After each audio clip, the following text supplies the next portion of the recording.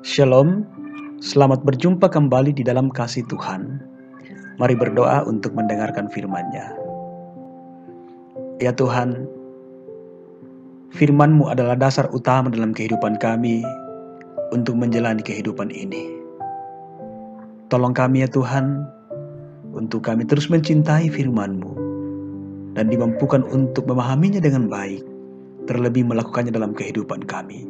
Di dalam nama Tuhan Yesus kami berdoa. Amin. 2 Timotius pasal 3 ayat 15 sampai ayat 17.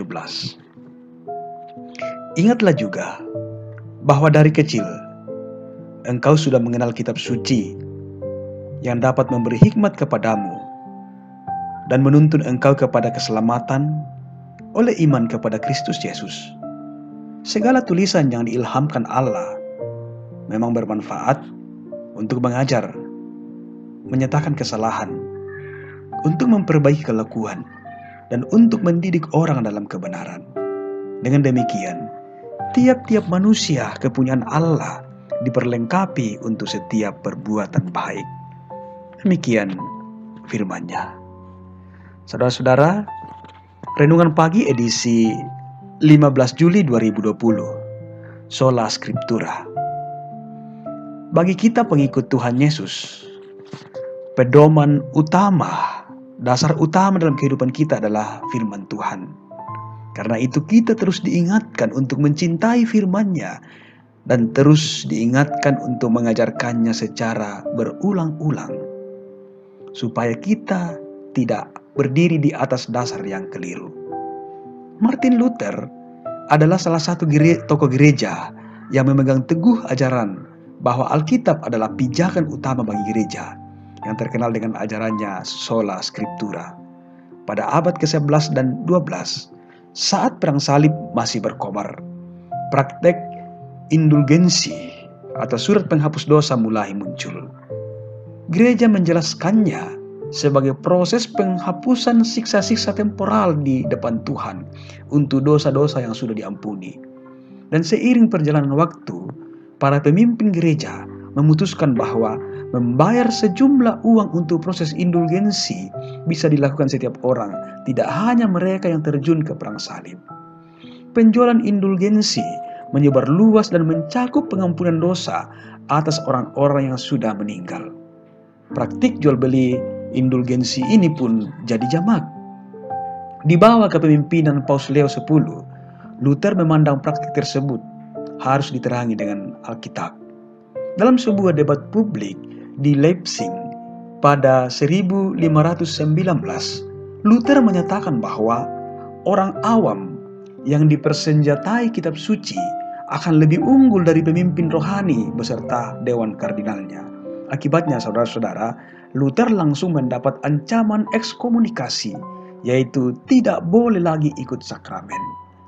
Martin Luther melakukan perlawanan. Ia mengajarkan ajaran Sola Scriptura hanya oleh Alkitab, bahwa Alkitablah yang memiliki otoritas tertinggi dalam menentukan tindakan dan ajaran umat Allah. Dan Alkitab mengajarkan seseorang hanya selamat oleh iman kepada Kristus Yesus. Dan pada 31 Oktober 1517, ia menempelkan 95 dalil di depan pintu gereja di Wittenberg sebagai protes atas praktik-praktik kesalehan gereja yang menurutnya sangat keliru. Tindakan ini memicu terjadinya perlawanan atas kekeliruan gereja. Saudara-saudara, Paulus mengingatkan Timotius anak rohaninya, bacaan kita hari ini, akan pentingnya kitab suci dalam hidup dan pelayanannya. Untuk itu, Paulus memintanya untuk berpegang pada kebenaran yang diterimanya, ayat 14, serta mengingat ajaran kitab suci yang telah didengarnya sejak kecil, yang telah menuntunnya pada keselamatan oleh iman kepada Kristus Yesus, ayat 15. Sebab memang saudara-saudara, firman Allah bermanfaat untuk mengajar, menyatakan kesalahan, memperbaiki kelakuan, dan mendidik orang dalam kebenaran. Jelas dalam ayat 16. Benar saudara-saudara, kita seharusnya sangat bersyukur kepada cinta Tuhan atas cintanya kepada kita. Firman-Nya ia siapkan kepada kita untuk kita makin mengenal diri kita dan makin mengenal Tuhan yang kita sembah. Melalui firman-Nya, kita bisa mengajarkan kebenaran, bisa menyatakan kesalahan kita, dan kemudian memperbaiki kelakuan kita yang rusak, dan terus mendidik kita dalam kebenaran yang sesungguhnya.